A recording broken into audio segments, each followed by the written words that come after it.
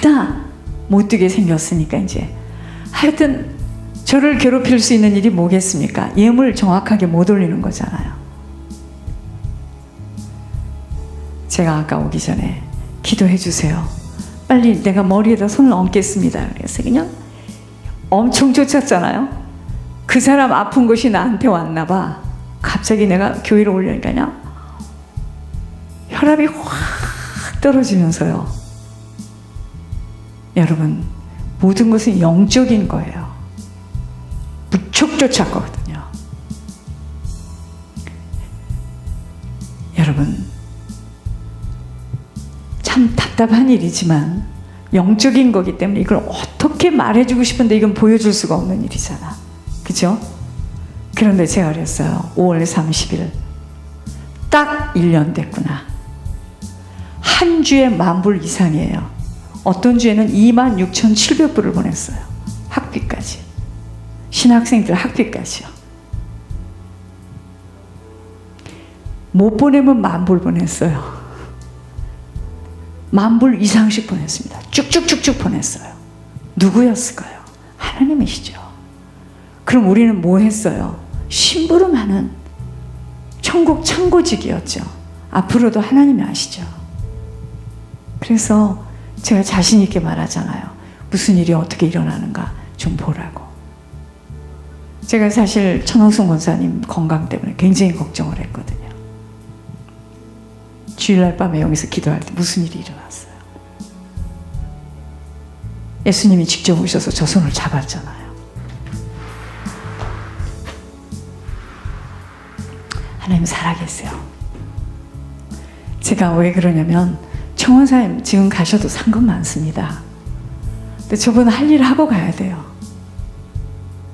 성진이 결혼하는 것도 보고요. 저분이 저렇게 힘이 이렇게 안아보면요 속이 완전히 수수깡이야. 그게 내가 오늘 그럽니다. 아직 60이 안 된 저도 저 이제 다음 달에 60인 이번 달이지. 야 84세를 먹으면 이렇게 되는데 나는 지금부터 이렇게 힘이 없어서 어찌할까. 그래도 걱정하지 않습니다. 좋은 분이 계셔요. 여러분, 하나님 살아계세요. 살아계십니다.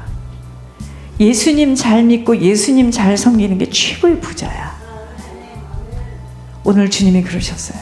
세상 사람들은 세상을 따라가. 다 세상을 따라가다가 마지막에는 너무나 혼란스럽고 고적하고 외롭다는 거예요. 우리는 날마다 독수리 날개친과 같이 새 힘을 얻고 올라갑니다. 다른 거 없어요. 이 작은 교회에서 매주 10,000불 이상씩 하나님께 예물이 올라간다는 것만이 그거보다 더 큰 증거거리가 어디 있겠습니까? 가진 이야기들을 다 들어가면서. 근데 보세요. 확신이 있으면은 자신이 있습니다. 느긋해요. 자, 오늘은 만약에 장모님 배집사가 오면은 데리고 저쪽 부엌으로 이렇게 가게 하시고요. 오늘은 이번 주는 세상을 대처하는 방법이라고 했어요. 그죠? 오늘은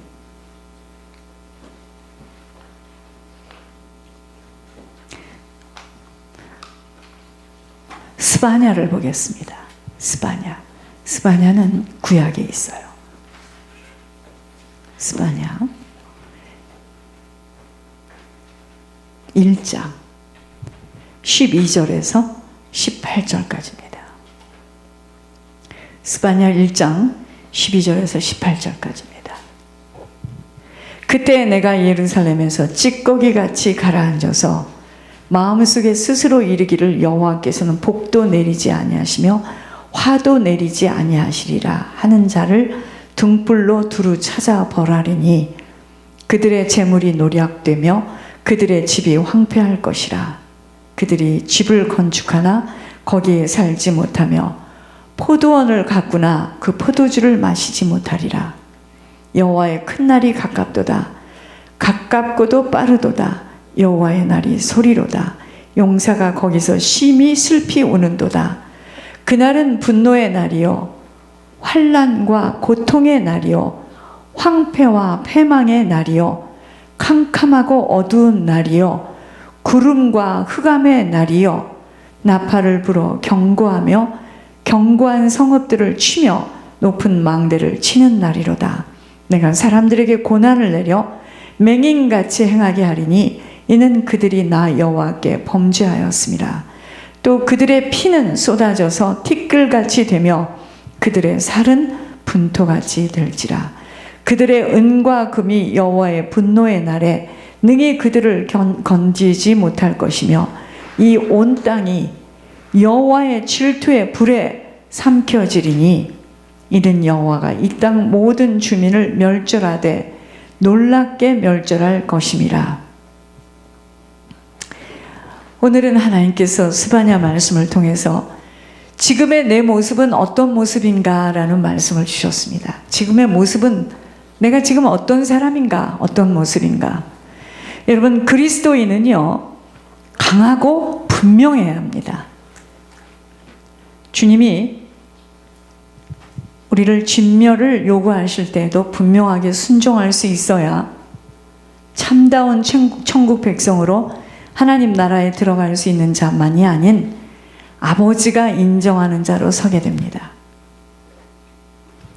여러분, 늘 마음이 약하고 우유부단하며 정에 지나치게 끌리는 자는 주님 바로 섬기기가 어려운 것은요, 마음이 약하고 우유부단하고 정에 지나치게 끌리는 자, 사단의 덫에 자꾸 걸립니다. 여러분, 우리들이 하나님을 바로 알아야 됩니다. 사랑의 하나님, 하나님이 또 우리에게 대해서 오래 참으십니다. 참고 참는 인내의 하나님이기도 하지만 반드시 하나님은 공의의 하나님입니다. 공의의 하나님이라는 걸 놓치면 안 돼요. 하나님은 사랑의 하나님이시기 때문에 인생들에 대해서 오래 참고 견디시지만 반드시 하나님은 공의의 하나님을 잊어서는 안 됩니다. 반드시 행한 대로 갚아주세요. 뿌린 대로 거두게 하십니다. 그래서 참고 인내하시는 기다림의 시간이 지난 후에 가차없는 심판과 처벌이 있음을 성경에서 확인하게 하시므로 심은 대로 거두시는 하나님 앞에 조심조심 걸어가게 되는 것입니다. 여러분, 이스라엘에 자기네가 우리도 왕을 세우소서 해가지고 처음으로 왕을 세워준 사울이요, 사울 왕이 하나님의 명령을 대수롭게 여기지 않았습니다. 분명히 하나님은 아말렉을 쳐서 진멸하라고 했는데 사울은 이렇게 생각했어요.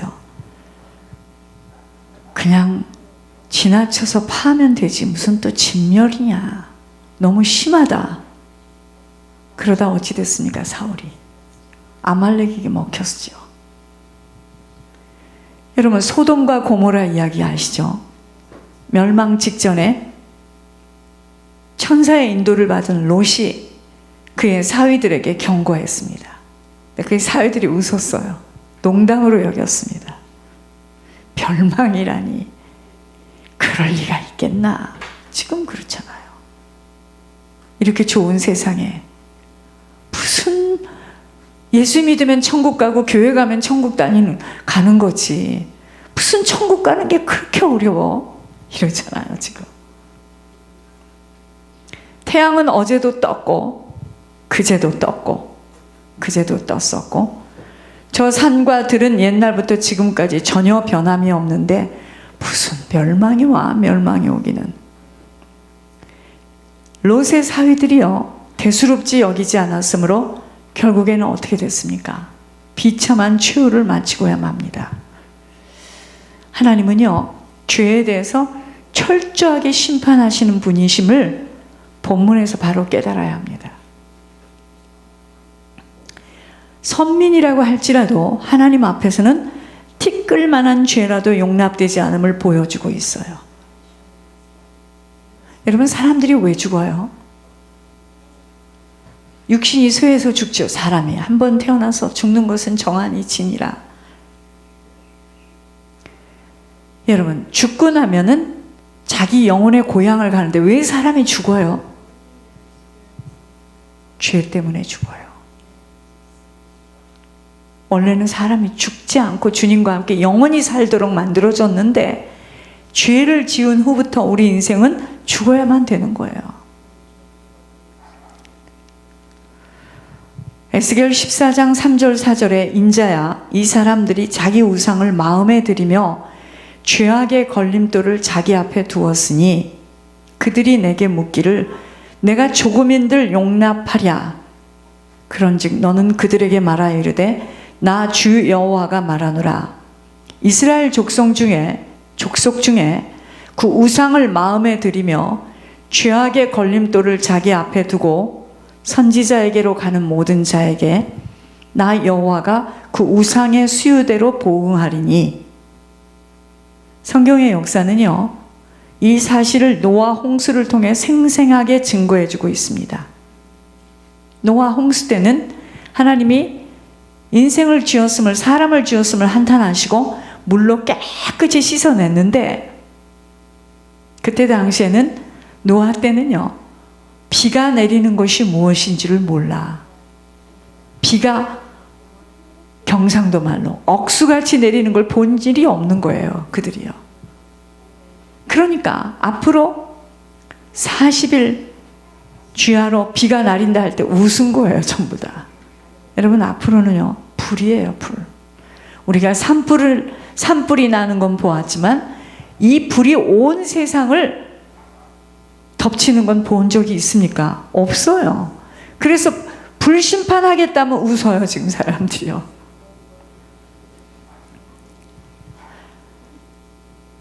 하나님의 선택된 백성들의 범죄는, 우리가 하나님 자녀인데 우리가 죄를 짓잖아요. 그러면은요, 우리만 문제가 있는 게 아니에요. 우리 때문에 이 세상이, 그것이요, 식물과 동물에게까지 영향을 미치게 됨을 보여주고 있는 거예요. 여러분, 우리 한 사람이 죄를 지면 그것으로 끝나는 게 아니에요.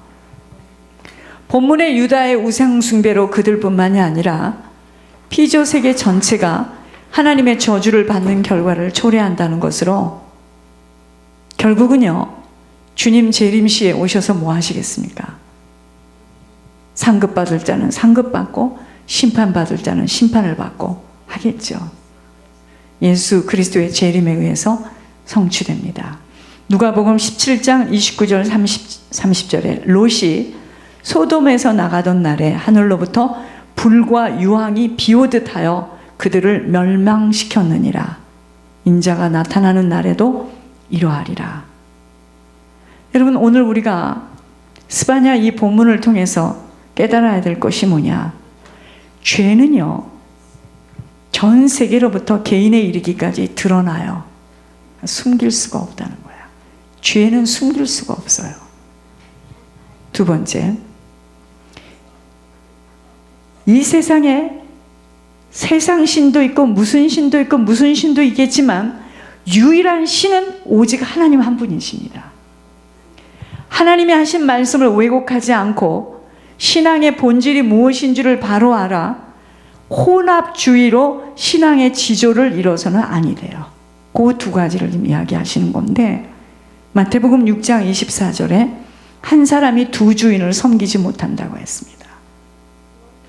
내가 이 주인을 섬기게 되면은 저 주인을 미워할 수밖에 없고, 내가 이 주인을 미워하면 저 주인을 섬길 수밖에 없어요. 두 개는 못 섬깁니다. 혹 이를 미워하고 저를 사랑하거나 혹 이를 중히 여기고 저를 경히 여김이라. 너희가 하나님과 재물을 겸하여 섬기지 못하리라. 예물에 왜 비밀이 있는 줄을 아셔야 돼요. 우리는 하나님과 멀어져 감각 없이 산다거나 내가 생각해서 만들어내는 내 하나님 있죠. 내 하나님, 내가 아는 하나님을 섬기고 사는 어리석음을 범하지는 않는지 진단해 보아야 합니다. 여러분, 우리가요, 성도라고 부름을 받았다면 우리는요, 하나님 뜻대로 살지 않으면 우리 인생 안 사라져요. 다시 말할까요? 형통한 삶을 살 수가 없어요. 내가 하나님 자녀가 아니다. 그럼 이야기는 또 다른 이야기입니다. 내가 하나님 자녀가 아니다. 그러면 또 그건 다른 이야기예요. 그건 마귀에게 속해 있기 때문에 마귀의 권한 안에서 살고 있는 거겠죠. 그죠? 시편 1장 3절에 그러니까 우리는 하나님 뜻대로 살아야 됩니다. 그렇게 되면 시냇가에 심은 나무가 시절을 쫓아 열매를 맺는 것처럼 모든 일들 속에 하나님의 간섭하심 속으로 들어가요. 아무리 몸이 약해도 살고 죽는 것은 하나님 손에 있어요. 몸이 아프다고 나 빨리 천국 가야 되겠다. 그런 말 하지 마세요. 가면 어떡할 건데? 나머지 사람은 어떡하라고요? 그런 말 하시면 안 됩니다. 그것이 교만이에요. 내가 고통스럽다고 빨리 날 좀 갔으면 좋겠다. 가지나 그게? 하나님 손에 있는데 나만 괜히 괴로워. 어차피 우리의 처음과 마지막은 하나님 손에 있어요. 하나님께서는요, 하나님의 백성 자녀들이 우리들이 죄를 지으면 사람 막대기와 인생 채찍으로 징계하십니다. 사무엘하 7장 14절에 나는 그에게 아버지가 되고 그는 내게 아들이 되리니 그가 만일 죄를 범하면 내가 사람의 매와 인생의 채찍으로 징계하려니와 하나님 말씀하셨어요. 하나님이 유다를 만지시어 징계하시려고 부르신 이방 나라가 바벨론입니다. 그러니까 내가 누구 때문에 괴로움을 당하고 있다. 그 사람이 지금 하나님이 쓰시는 도구로 나를 만지시는 것 뿐이에요. 그 사람이 나쁘다 좋다 그렇게 말씀하시면 안 됩니다. 나를 지금 만지시려고 그런 인간관계 속에서 나를 다루시는 것 뿐이에요.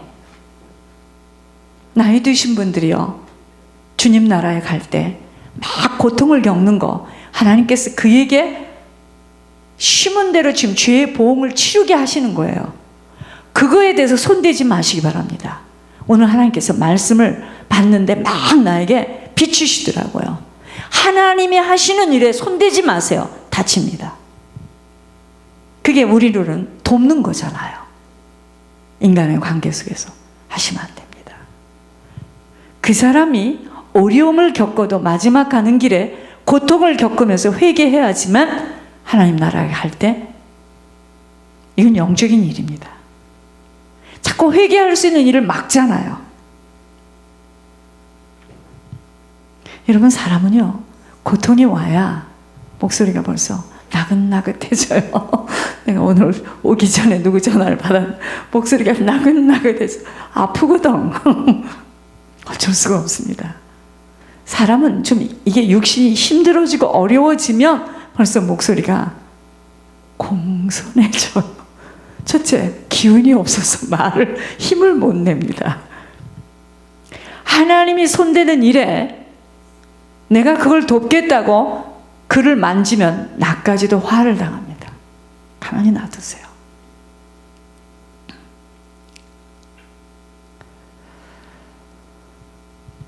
유다를 만지셔서 징계하시려고 부르신 나라가 이방 나라 바벨론이에요. 그래서 바벨론을 강성하게 만들어서 유다를 함락시키려고 하나님이 하시는 일이에요. 누구 먼저 잡아가죠? 왕을 잡아가죠. 방백을 잡아가죠. 백성을 포로로 다 잡아갑니다. 하나님이요, 심판의 대상을 정하셨어요. 누구 먼저 잡아가죠? 방백과 왕자들을 잡아갑니다. 방백과 왕자들이 누구죠? 이스라엘의 정치를 담당한 자들로서 쉽게 말하면 백성을 괴롭혔던 권력자들입니다. 하나님은요, 공의의 하나님이세요. 불법을 행한 자들에게 정의를 실현시키시고 질서를 바로 잡으시는데 왜 그렇죠? 왜 권력자들을 지금 먼저 잡아가죠?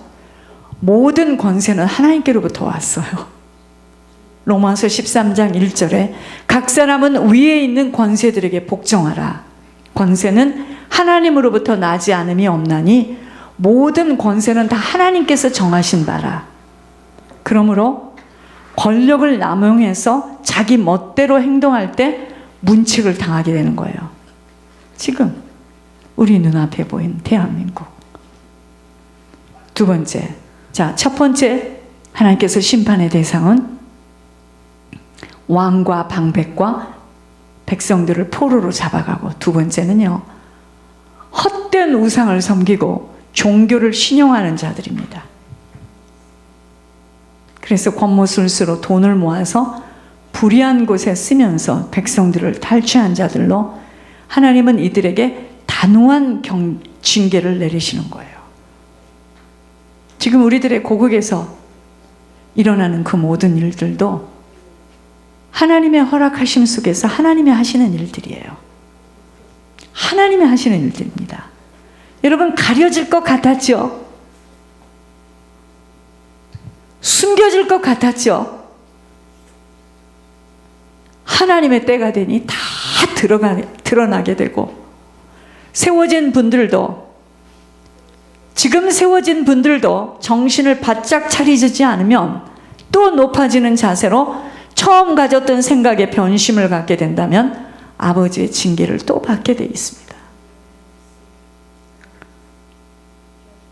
여호와께 무심한 자들은 재물과 집을 탈취당하고 모든 기쁨을 잃어버리게 된다고 하셨습니다.